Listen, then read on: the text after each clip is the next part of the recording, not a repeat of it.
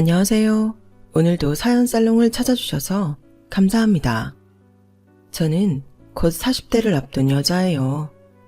결혼과 동시에 거의 제 인생의 절반을 외국에서 살았다고 하면 다른 사람들은 자유로운 라이프 스타일과 시댁 간섭이 없는 파라다이스겠다며 부러워들 하죠. 틀린 말은 아니지만 맞는 말도 아니에요. 한국의 명절 때마다 시댁과 친정, 어디부터 가야 할지 남편과 눈치 싸움 같은 건 할 필요 없었거든요. 하지만 이 먼 타지에서도 시댁 식구들과 꼬이고 꼬여 머리를 터지게 만든 일들은 적지 않았답니다. 지금부터 그 스토리를 전해드릴게요. 저는 서울에 소재한 대학교에서 호텔 관광 경영을 공부하는 학생이었어요. 어릴 때부터 외국어에 흥미가 많았고 해외 문화에 관심이 다분한 아이였죠. 타학과를 지망했다가 살짝 모자란 수능 점수 때문에 차선책이었던 호텔 관광 경영학과는 실제로 입학하고 나서 배우기 시작하니 아주 매력적인 분야더군요. 당연히 저는 공부를 열심히 할 수밖에 없었고 좋은 성적은 물론 교수님들 사이에서도 좋은 평판을 받았죠. 그렇게 열심히 하다 보니 저에게도 좋은 일이 생겼어요. 휴학 없이 그냥 졸업하려 했던 제게 전공 교수님의 특별한 제안이 있었거든요. 안녕하세요, 교수님. 그래, 효미야. 이리 와 앉아봐. 너 4학년 바로 올라갈 계획이니?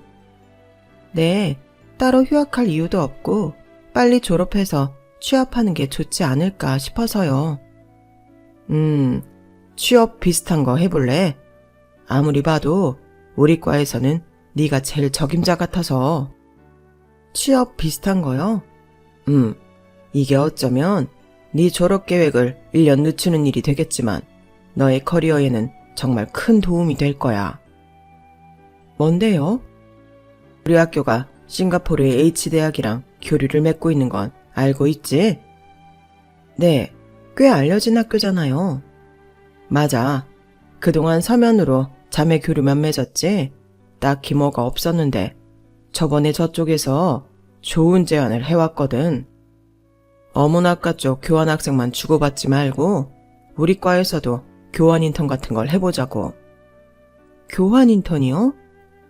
여기서 보내는 우리 학생은 싱가포르에 가서 연계된 호텔에서 1년 동안 직접 일하면서 경험을 해보고 마찬가지로 싱가포르 학생이 우리나라에 와서 똑같이 생활하는 거지. 말이 인턴이지 현지 물가에 맞는 월급도 주고 기숙사와 정기 호텔 교육까지 제공해준대. 넌 월급으로 먹는 것과 생활비하고 남으면 뭐 주변국가 여행해도 되고 내가 보기엔 네가 3학년 마치고 4학년 되기 전이 딱 좋은 시기인 것 같아서. 게다가 너 영어도 잘하고 중국어 공부도 한다면서. 남들에게는 그렇게 힘들다는 꿈같은 해외 취업이 이렇게 저한테 굴러 들어오다뇨. 저는 부모님과 상의할 것도 없이 무조건 가겠다고 약속하고 교수님 방을 나왔어요. 어느 정도 학교의 보호 안에 있으면서 월급까지 받고 일을 배울 수 있다니 일석삼조였어요. 교수님 말씀대로 1년 동안 교환 인턴을 다녀온 후 4학년을 무사히 마치면 취업시장에서 나는 모셔가는 인재가 될 것 같은 기분에 벌써 사로잡혔죠. 싱가포르에 가는 일은 순조롭게 진행되었고 저는 어느샌가 훌쩍 싱가포르행 비행기에 몸을 싣고 있더군요. 싱가포르는 듣던 대로 작지만 매우 깨끗한 나라였어요. 우리나라 서울만 하다던데 도심에 이렇게 으리으리한 호텔들이 많다는 건 전 세계 여행자들이 모인다는 뜻이겠죠. 흥분된 마음을 감출 수 없었지만 픽업을 나와준 관계자의 말을 고분고분 따랐어요. 2주 정도 우선 학교에서 생활한 후 호텔 현장으로 나갈 수 있다고 하더군요. 그렇게 2주의 시간이 흐르고 가기로 한 호텔로 짐을 옮겼어요. 엄청 크지는 않지만 나름 5성급의 고급스러운 잔식들로 채워진 로비를 다니는 외국인들을 보니 실감나더군요. 다음 날부터 호텔 기본교육이 시작되었고 다른 직원들과도 대화를 나누며 친해지는 시간을 가졌어요. 모두 호의적이었고 친절했어요. 중국계, 말레이시아계, 인도계 등등 다양한 인종의 동료들과 교류하며 보내느라 하루하루가 짧게 느껴질 정도였어요. 그 중에서 중국계 싱가포르인인 메이아는 저를 정말 많이 도와줬고 그 계기로 가장 친한 친구가 되었어요. 메이아, 한국에는 와본 적 있어? 아니, TV로만 봤어. 여기 오는 한국인 관광객들은 많이 봤어. 나중에 꼭 한국에 놀러와. 맛있는 것도 많고 볼 것도 진짜 많아. 원래 한국이란 나라에 관심 없었는데 너를 알고 난 후부터 궁금해졌어. 네 말대로 한국에 가보고 싶어. 저와 메이아는 서로 한국과 싱가포르에 대해 알려주고 호텔 얘기도 하며 친해져 밖에서 따로 만나 자주 시간을 가졌어요. 하루는 메이아가 흥분된 얼굴로 제게 말했어요. 효미, 너 이번 주 토요일에 오프지? 나도 오프인데 우리 같이 놀러 가자. 너에게 소개시켜줄 사람이 있어. 누군데? 코리안. 메이아가 밥을 먹으러 갔다가 옆자리에 한국인 남자가 있길래 제 생각이 나서 주저리 말을 걸었는데 그 사람도 싱가포르에서 일하는 사람이었다고 하더군요. 그 남자에게 한국인 동료가 있다고 제 이야기까지 해가며 흥미를 끌었고 토요일에 저를 데려오겠다며 따로 만나기로 약속까지 했다는 거예요. 효미, 그 남자 생긴 거 나쁘지 않아. 핸섬. 너도 보면 좋아할 거야. 메이야, 나 여기 일하러 왔는데 무슨 남자야. 열심히 배우고 일하기도 시간 모자라. 나도 네 친구지만 여기 외국에서 너희 나라 사람 알고 지내는 것도 나쁘지 않잖아. 누가 남자 사귀래? 저스트 프렌드. 메이아의 설득으로 오프데이에 그 남자를 만나러 나갔어요. 더운 나라인 싱가포르에서 보기 드문 뽀얀 피부에 꽤 커 보이는 키, 흰 티셔츠에 청바지가 잘 어울리는 남자더군요. 순해 보이는 인상에 걸맞게 웃을 때마다 아래로 처지는 눈을 가진 사람이었어요. 호텔에서 한국 관광객을 응대한 것 외에 이렇게 같은 처지의 한국인과 만나서 이야기를 할 수 있는 기회가 없었는데 정말 신기하더군요. 메이아는 다른 약속이 있다며 눈치껏 빠져주었고 저희는 정말 오래오래 이야기를 나눴어요. 저는 초등학교 졸업 후에 친형이랑 한국을 떠났어요. 물론 부모님 생각이긴 하셨지만요. 말레이시아에서도 학교 다니고 호주에서도 잠깐 있었고요. 아주 어릴 때부터 외국에서 사신 거네요. 네, 그래서 지금은 아무래도 한국보다 여기가 더 편한 것 같아요. 효미 씨는 여기 1년만 계시는 거예요? 학교에서 우선 1년 기간으로 온 거라서요. 그 후에는 돌아가야겠죠. 싱가포르 적응은 좀 했어요? 너무 좋아요. 외국에 처음 나와서 그런 건지 모르겠는데 다 신기해요. 사람들도 친절하고 음식도 맛있고 일하는 것도 엄청 재밌어요. 다행이네요. 효미 씨, 참 밝은 사람인 것 같아요. 저보다 8살 연상이었던 그는 어릴 때부터 나와 살면서 많은 곳을 가보고 다양한 경험을 해본 것 같았어요. 지금은 싱가포르의 대표적인 통신회사에서 일을 시작하면서 정착했고요. 아직 졸업도 안 한 대학생인데다가 호텔에서 잠깐 일하게 된 제게 그는 엄청 대단해 보였어요. 그의 이야기를 들을수록 나는 정말 우물 안의 개구리였구나 싶었죠. 함께 온 친형이랑 지금 같이 사시는 거예요? 아니요. 형은 결혼하고 아이들도 있어서 따로 살아요. 말레이시아 한인 교포랑 결혼했어요. 그 제2기업 알아요? 거기서 일하고 있어요. 우와, 거기 엄청 큰 회사잖아요. 형제가 둘 다 정말 능력자시네요. 아니에요. 운이 좋았어요. 효미 씨가 더 대단한 것 같은데요. 학교에서 졸업하기도 전에 이렇게 해외 취업 기회도 주고, 효미 씨 같은 케이스는 한 번도 못 들어본 것 같아요. 저도 운이 좋았죠 뭐. 영어는 어릴 때부터 좋아해서 계속 해왔고, 제2 외국어로 중국어 배웠던 거 대학 와서도 안 놓고 계속 공부했었는데 잘한 것 같아요. 싱가포르에서 이렇게 둘 다 유용하게 쓰일 줄 몰랐어요. 그런 준비가 되어 있어서 학교에서도 효미 씨를 보냈겠죠. 기특하네요. 오빠라고 편하게 부르라던 그는 제 또래 남자애들과는 다르게 듬직하고 기대고 싶어지게 만드는 매력이 있더군요. 그도 자기 주변에 저 같은 여자 동생이 없다며 저와 함께 있는 게 즐겁다고 연신 말했어요. 순수하고 착한 사람 같았어요. 저스트 프렌드로만이라며 외치고 나갔던 저는 그날 그에게 푹 빠져버렸고 좋아하게 되었죠. 그날 이후로도 제가 먼저 연락하고 안부를 묻고는 했어요. 다행히 저의 적극적인 대시에 그도 반응해 주었어요. 얼마 후 저희는 연인으로 발전했어요. 오빠는 나 내년에 한국으로 돌아가면 어떡할 거야? 기다려야지. 한국 가서 1년만 더 다니면 졸업이라며. 그럼 가서 얼른 다시 데리고 와야지. 거짓말. 나 돌아가자마자 다른 여자 만날 거면서. 아니야, 왜 못 믿어.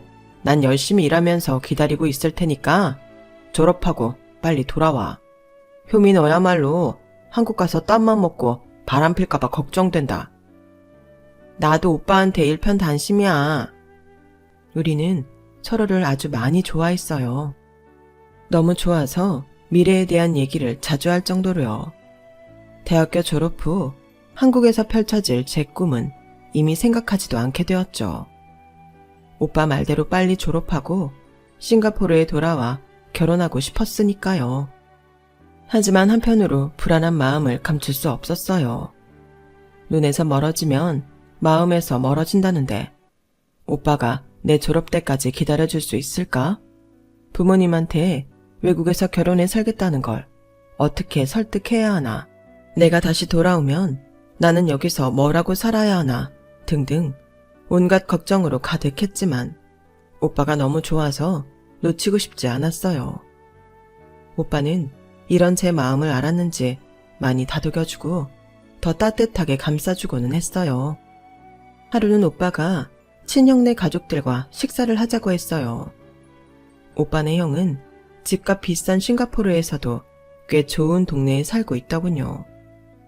오빠의 처음 보는 가족들이니 긴장이 되었지만 최대한 예쁜 옷도 입고 머리도 단정하게 하고 선물까지 사들고 갔어요. 형, 내가 말한 여자친구 김효미야. 안녕하세요. 처음 뵙겠습니다. 네, 안녕하세요. 생각보다 딱딱하게 맞이해 주시는 형의 태도에 긴장됐지만 그쪽도 긴장했나 보다 하고 말았어요. 형의 와이프는 굉장한 미인형에 요리 솜씨도 좋았어요. 식사를 마치고 커피와 디저트를 먹는데 형이 갑자기 제게 물어봤어요. 아직 대학생이라고요? 네, 아직 1년 남았습니다. 졸업하면요? 네? 졸업하면 어떡할 거냐고요? 여기 세준이 있는 싱가포르에 다시 오려고요? 네, 졸업하고 바로 들어와서 세준 오빠랑 결혼하고 싶습니다. 아직 어려서 세상 경험도 별로 없고 의욕이 앞서서 그런 거라고 생각할게요. 무슨 말씀이세요? 여기가 외국이니까 이렇게 서로만 보이지 효미 씨 한국 가면 어리고 말 잘 통하는 남자들 주변에 많을 텐데 다시 여기로 오겠다는 말 쉽게 안 나올걸요?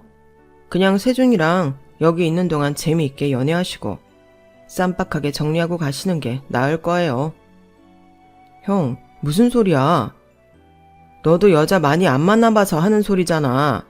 저 어린 여자애가 한국 갔다가 너 좋다고 다시 돌아올 것 같아? 정신 차려 임마. 저 진짜 세준 오빠랑 결혼하고 싶은데. 그러니까 여기 있는 동안 예쁘게 잘 만나시고 한국 가면 빠이빠이 하시라고요. 얘는 앞으로도 계속 여기 살래요. 괜히 잠깐 외국 나와서 살아보니 자상하고 능력도 좋은 오빠 같아서 미래까지 약속했다가 한국 가서 잠수 타서 얘 속 썩이지 말고요. 형, 효미 그럴 애 아니라니까. 처음부터 보였던 딱딱한 태도는 제가 잘못 본 게 아니었어요. 형네 부부는 이미 제게 선입견이 있는 상태더군요. 제가 돌아가면 당연히 다시는 안 올 거라는. 그래도 그렇지. 처음 보는데 여기서 연애하다가 한국 가면 잘 헤어지라는 말은 좀 아니지 않나요? 속으로는 발끈했지만 저보다 나이도 훨씬 많은 데다가 괜히 오빠만 곤란해질까봐 우물쭈물 말도 못하고 커피잔만 만지작거렸어요. 오빠는 중간에서 삐질삐질 땀을 흘리며 당황해 하더군요. 어색하게 마무리된 저녁 식사 시간을 뒤로 하고 오빠는 재빨리 저를 데리고 나왔어요. 효미야, 많이 놀랬지? 미안해. 나도 형이 저런 말 할 줄은 몰랐어. 마음에 두지 마. 형으로서 오빠가 걱정되니까 그러신 거겠지. 우리도 전에 종종 우려했던 부분이고. 아니야, 난 너 믿고 너도 오빠 믿어야 돼. 솔직히 졸업이고 뭐고 그냥 당장 너랑 결혼하고 한국에 못 가게 하고 싶지만 네 인생도 있는 거니까. 너는 공부 욕심도 있는 애고 진짜 잠깐만 떨어져 있는 거야. 빨리 꼭 돌아와야 돼. 오빠 기다리고 있을게. 오빠한테 너무 고마웠어요. 정말 꼭 돌아오겠다고 다짐했어요. 그렇게 우리는 서로 사랑하면서도 한켠의 불안함이 공존하는 연애를 이어갔어요. 오빠 덕분에 싱가포르 생활에 어려운 부분도 없었고 호텔 일도 손에 익어서 빠릿빠릿하게 처리해 나가니 관리자 쪽에서도 저를 아주 좋게 봐주었어요. 어느덧 시간은 쏜살같이 지나가 한국으로 돌아가야 하는 때가 되었어요. 호텔에서도 제가 정말 마음에 들었는지 다시 돌아온다면 일자리를 보장해 주겠다는 약속까지 해주더군요. 하지만 무엇보다 오빠와 헤어져 있어야 하는 시간이 너무 괴로울 것 같았어요. 귀국날 공항까지 바래다 준 오빠를 안고 얼마나 울었는지 몰라요.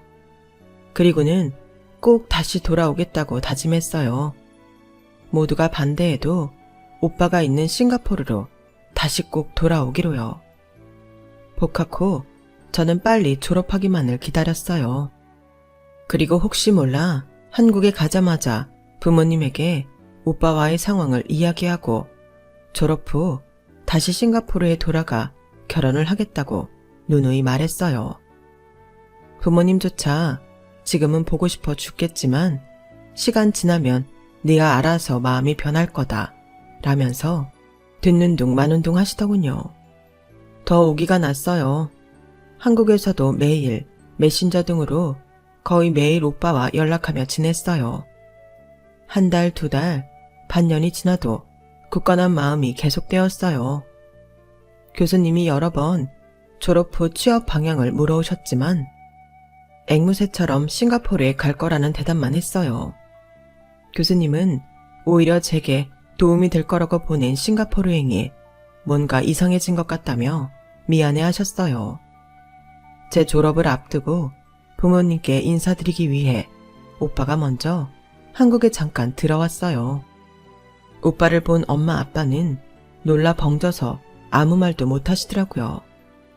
혼자 난리 피우는 건 줄 알았는데 오빠를 보니 제가 진짜 싱가포르에 가겠구나 싶으셨던 거죠. 게다가 인물도 좋고 능력도 출중하니 안 반길 이유가 없었죠. 저희 집 쪽은 생각보다 수월하게 허락이 떨어졌고 오빠네 부모님을 찾아뵙게 되었어요. 저를 보시고는 역시나 놀라는 눈치셨어요. 세준이가 오랜만에 한국에 들어온다고 해서 반가웠는데 이렇게 예쁘고 어린 여자친구까지 소개시켜주니까 더 기분이 좋고 놀랍네요. 안녕하세요. 김효미입니다. 이번에 졸업한다고요? 네. 세상에 이렇게 병아리 같은 친구가 한창 아저씨 같은 세준이랑 괜찮겠어요.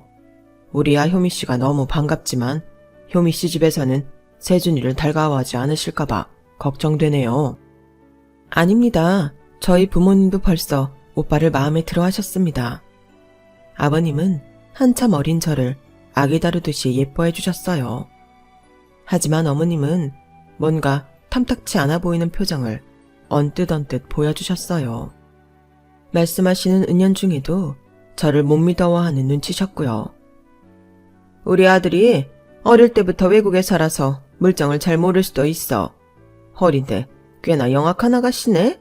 졸업하자마자 당장 싱가포르부터 따라가겠다는 소리를 하고, 제가 거기 있을 때부터 서로 알아왔으니 적지 않은 시간이라고 생각합니다. 말 돌리는 재주도 있으시고 외국 생활 오래 하고 돈 좀 있어 보이면 그렇게 여자애들이 달라붙는다는 이야기를 하도 많이 들어서. 아니요, 저는 세준 오빠만 보고 결정했습니다. 뭐 그렇다 쳐요 그럼. 시아버님과 달리 뼈있는 말만 하시는 시어머님 때문에 적잖이 당황했지만 옆에 오빠가 있어 다행이라고 생각했어요. 결국 우리는 양쪽 집 모두 승낙을 얻었어요. 그 후 오빠가 틈틈이 한국을 나올 때마다 결혼 준비를 해나갔어요. 한국에 친구가 없어 가족들끼리 모여 조촐하게 식을 하기로 했고, 어차피 싱가포르에 가서 살 거라서 여기서 준비할 건 거의 없었죠. 그렇게 또 6개월의 시간이 흐르고 결혼을 한 저희는 일주일 뒤 비행기에 함께 타 있었어요. 믿을 수 없이 행복했어요. 정말 세준 오빠의 부인이 되다니. 다시 내가 좋아하던 싱가포르에 가서 살 수 있다니. 꿈만 같았어요. 싱가포르에 돌아와 우리는 신혼집을 구하고 하나 둘씩 살림을 들이기 시작했어요. 그리고 사랑스러운 반려견 콩이도 한 식구가 되었죠. 다시 호텔 일을 할까 고민하는 제게 오빠는 돈 걱정은 말고 천천히 하고 싶은 일을 생각하라고 말해주었어요. 다행히 집을 구할 때 시아버님이 일부 보태주신 것도 있었고, 오빠도 회사에서 능력을 인정받아 연봉이 계속 오르고 있었거든요. 오빠와 상의 끝에 저는 잠시 일 생각은 접어두고 어학 연수반에 들어가 공부를 조금 더 하기로 결정했어요. 호텔 일도 좋지만 제 능력을 더 키워 다른 쪽 일도 해보고 싶은 의지가 있었어요. 하지만 아주버님이 이 소식을 알게 되었고 어느 날 제게 전화를 해오셨어요. 아주버님, 안녕하세요. 네, 세준이한테 들으니까 일 다시 안 하고 공부를 더 한다고요? 네, 오빠랑 상의했는데 그렇게 하기로 했어요. 저기 재수씨, 제가 이래서 처음부터 반대했던 겁니다. 네? 그게 무슨 말씀이신지.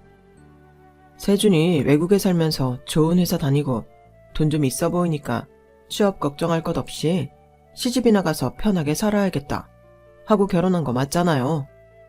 결혼하자마자 애도 없는데 공부 핑계 대면서 놀겠다는 거 아닙니까? 아주버님, 저는 전혀 그런 생각으로 한 게 아닌데요. 아니긴 뭐가 아니에요. 허리다고 뭐 세상이 다 봐줄 것 같아요. 진작에 내가 이럴 줄 알았어. 나중에 하고 싶은 게 있어서 지금 준비하는 거예요. 오해하지 말아주세요.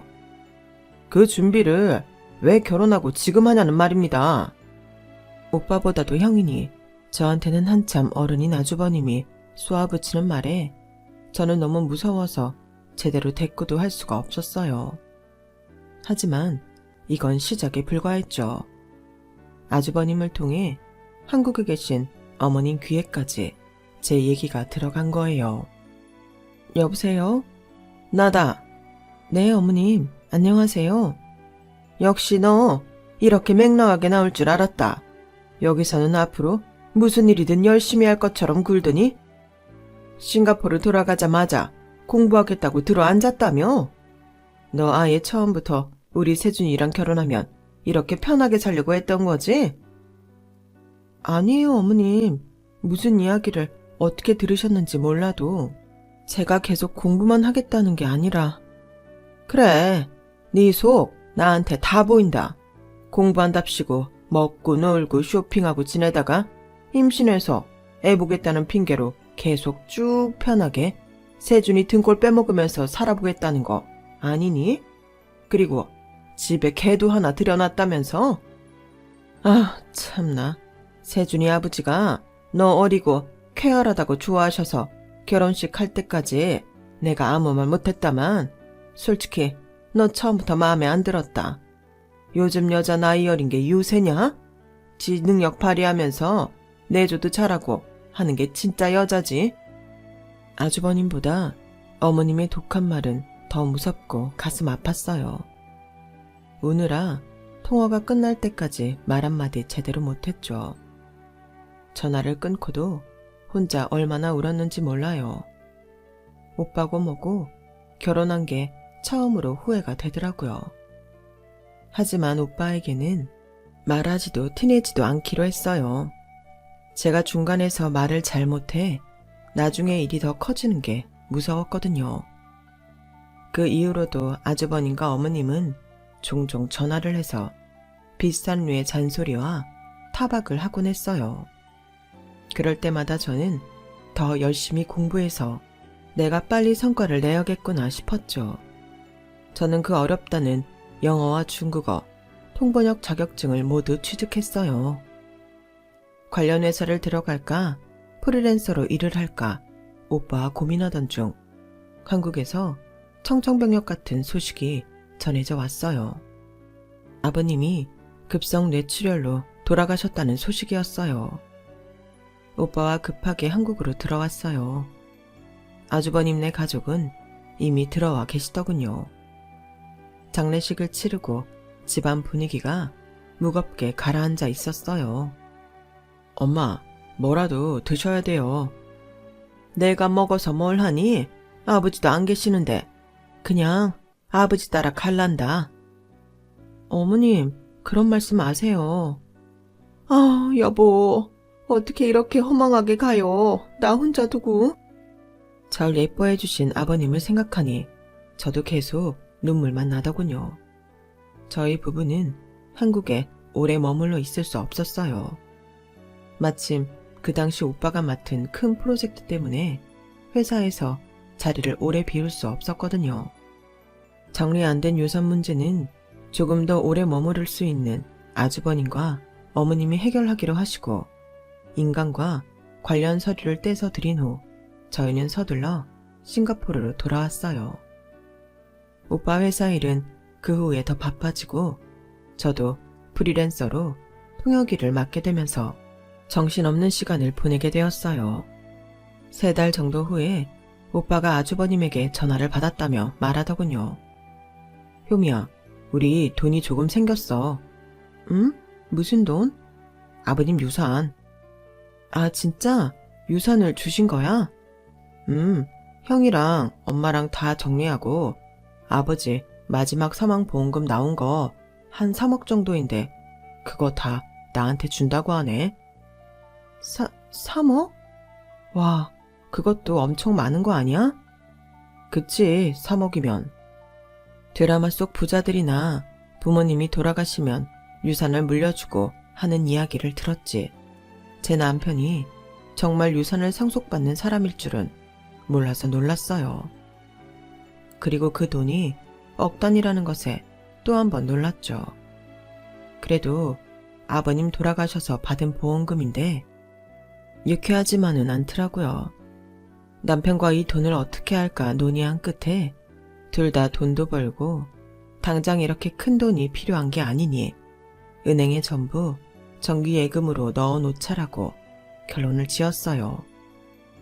예치 기간이 길면 길수록 이자도 더 많이 받을 수 있기도 했고요.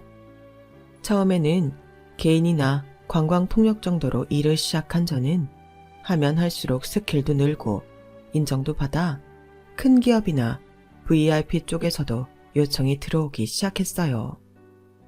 자연스럽게 페이도 늘어나고 회사로부터 스카우트 제의도 많이 받았어요.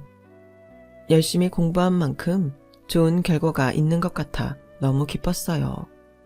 남편 역시 회사에서 승승장구하며 앞으로 우리에게는 좋은 일만 생길 것 같았어요. 그렇게 3년이라는 시간이 흘렀어요.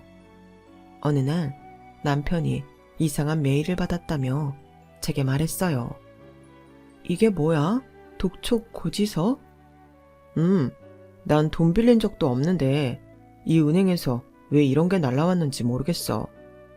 그러게 이상하네. 그런데 오빠 이름이랑 주민번호까지 다 적혀 있잖아.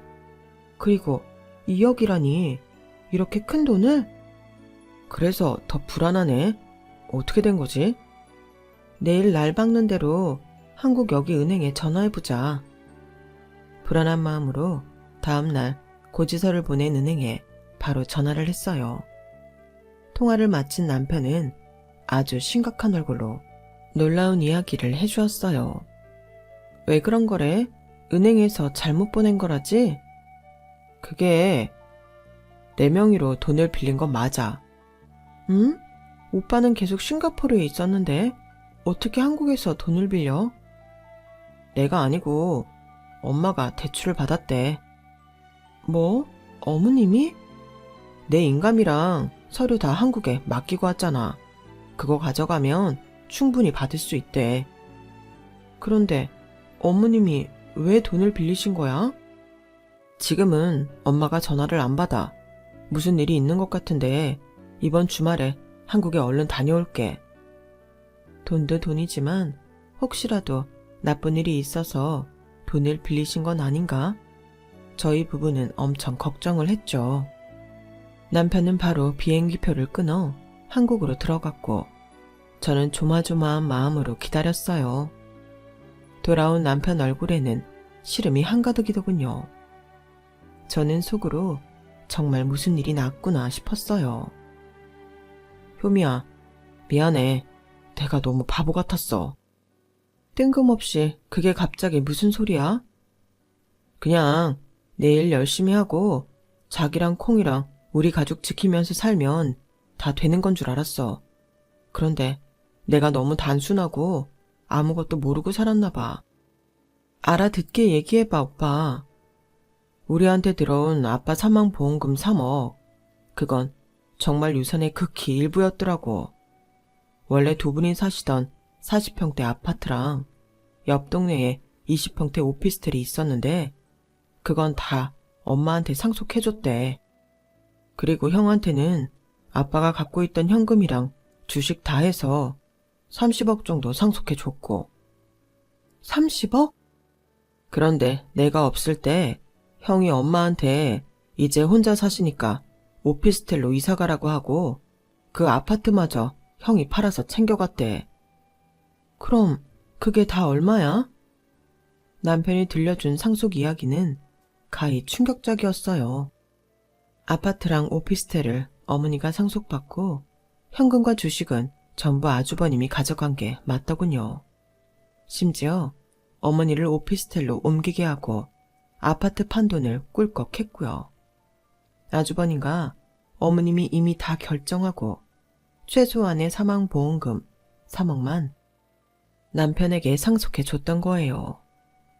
그것도 모르고 저희 부부는 그 돈도 엄청 많다며 감탄했던 거였죠. 어머님은 오빠도 자식인데 왜 그렇게 결정하셨던 거야? 대출은 왜 오빠 명의로 받으신 거고?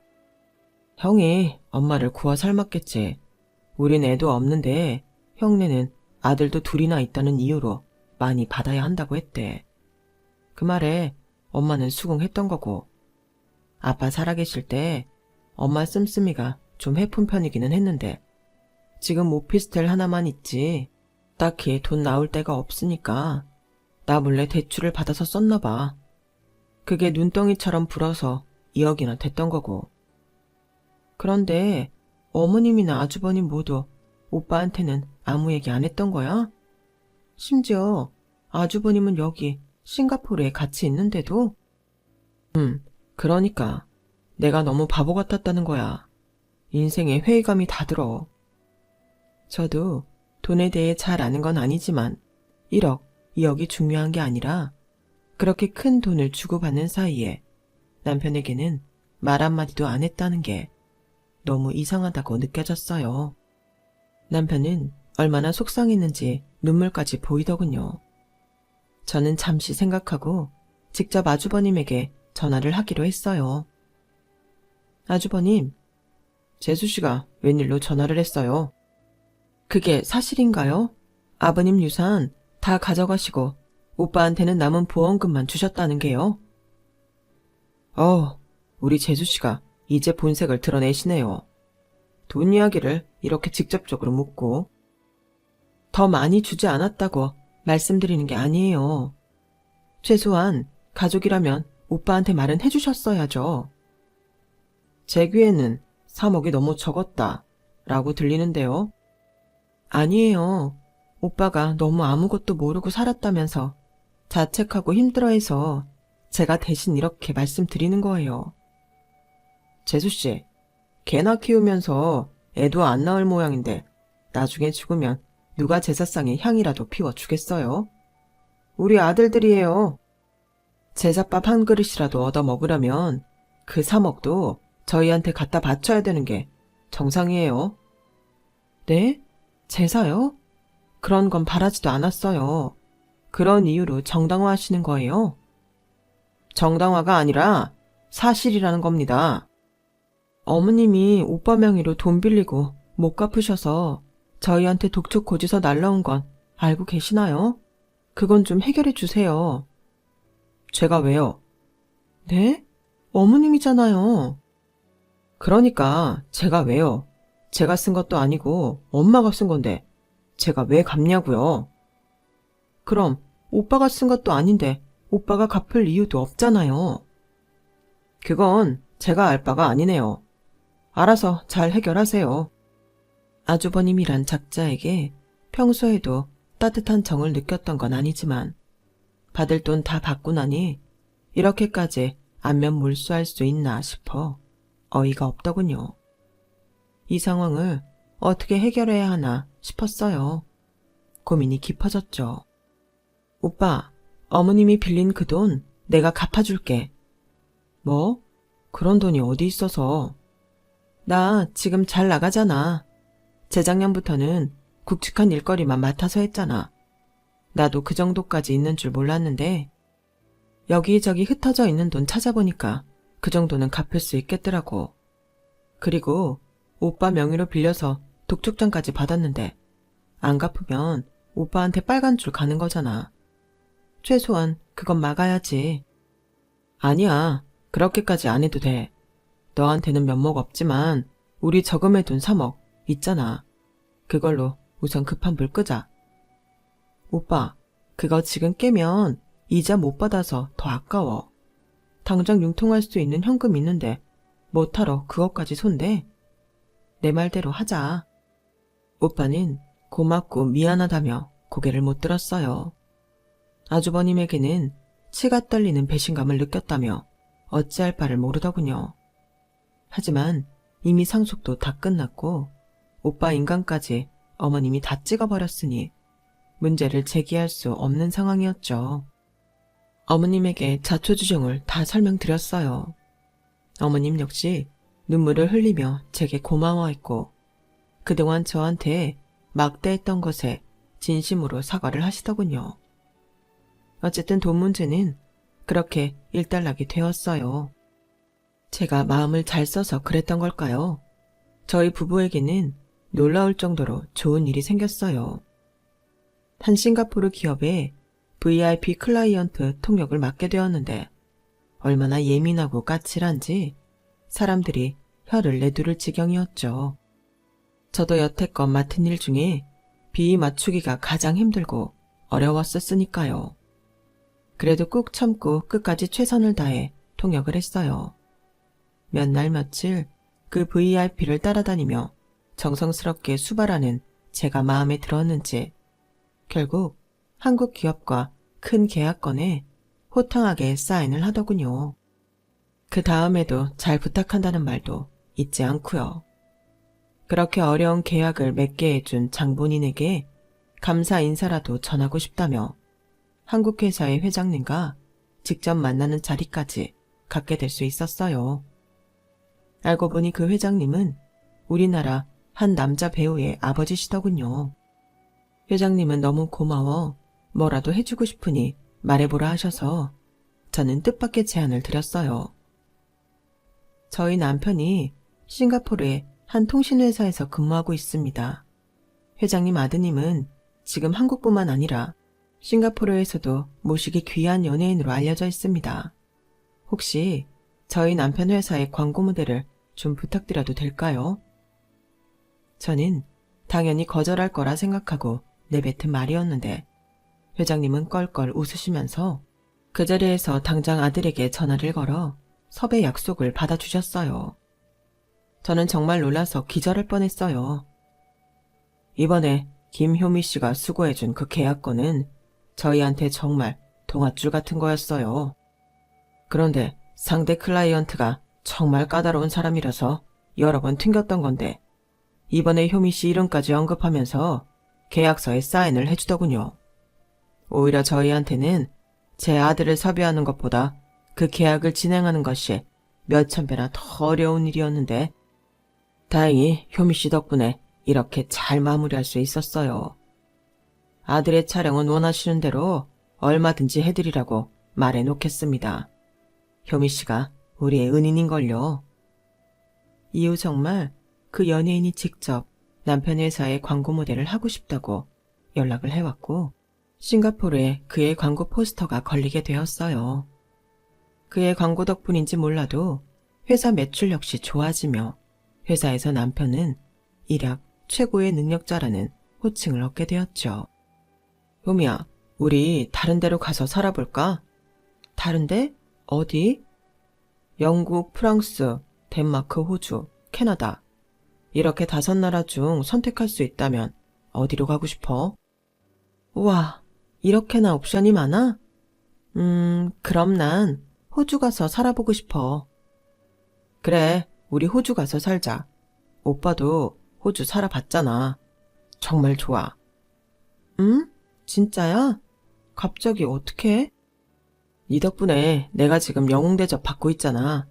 회사 내에서 여기 계속 남아서 있어도 되고 다른 나라 주재원장으로 나가서 살고 싶으면 그렇게 해도 된대. 내가 선택할 수 있게 되었어. 와, 정말 너무 잘 됐다. 고마워, 효미야. 정말 다 너 덕분이야. 나이만 어린 줄 알았더니 아주 복덩이가 나한테 굴러들어왔네. 오빠가 잘해서 그렇지 뭐. 결국 저희 부부는 싱가포르를 떠나 호주로 이주하게 되었어요. 싱가포르와 달리 엄청 큰 면적, 자연과 도심이 잘 어우러진 환경, 사람들의 여유로운 라이프 스타일 등등 모든 게 환상적이고 좋았어요. 회사에서 제공해준 집과 차도 크고 좋은데 오빠 월급은 쓰고도 꽤 많이 저축할 수 있을 정도여서 저희는 한껏 풍족한 생활을 즐겼어요. 돈을 떠나서 저 역시 호주에서도 일을 놓지 않고 계속 열심히 했더니 1년치 스케줄이 꽉 차더군요. 정말 행복할 나날들이었어요. 나중에 어머님으로부터 아주버님 이야기를 전해 들었는데요. 유산으로 돈이 좀 생긴 아주버님은 잘 다니던 회사를 그만두고 3층짜리 건물을 매입해 초호화 한국 식당을 차렸다고 해요. 셰프도 한국인으로 모셔오고 먹거리도 한국에서 전부 공수해서 차릴 정도로 유난을 떨었다고 하더군요. 당시 싱가포르에서도 한국 문화와 음식이 굉장히 사랑받을 때여서 장사도 잘 되고 했는데 코로나 장기화로 인해 큰 타격을 입었던 것 같아요. 울며 겨자 먹기로 식당도 접고 건물까지 헐값에 팔아 남은 돈 갖고 물가 비싼 싱가포르에서 살 수도 없어서 말레이시아로 도망치듯 떠났다고 하더군요. 돈 좀 빌려달라며 어머님에게도 여러 번 연락이 왔었대요. 하지만 예전에 어머님을 모른 척하고 돈을 갚아주지 않았던 사건 때문에 어머님도 역시 아주버님을 문전박대했다고 하시더군요. 제대로 복수를 하신 거죠. 호주에 오고 나서 저희 부부에게 계속 좋은 일들이 생기더니 축복처럼 아이도 찾아오더군요. 앞으로 오빠 저 콩이 아이까지 함께할 생각을 하니 벌써 설레어요. 아이가 태어나면 저희 친정 엄마 아빠도 제가 사는 호주로 초대해 당분간 같이 지내기로 했어요. 어릴 때 싱가포르에서 멋모르고 만난 이 남자와 이렇게까지 함께 하게 될 줄은 몰랐는데 지금 저는 세상 그 누구보다 행복하고 기쁘답니다. 좋은 마음으로 살다 보면 더 행복할 수 있겠죠. 제 사연 들어주셔서 고맙습니다. 들어주신 분들께 더 좋은 일들이 많았으면 합니다. 여러분, 사연 댓글에 응원과 현명한 조언 부탁드려요. 좋아요와 구독은 저에게 큰 힘이 됩니다. 오늘도 좋은 일 가득하세요.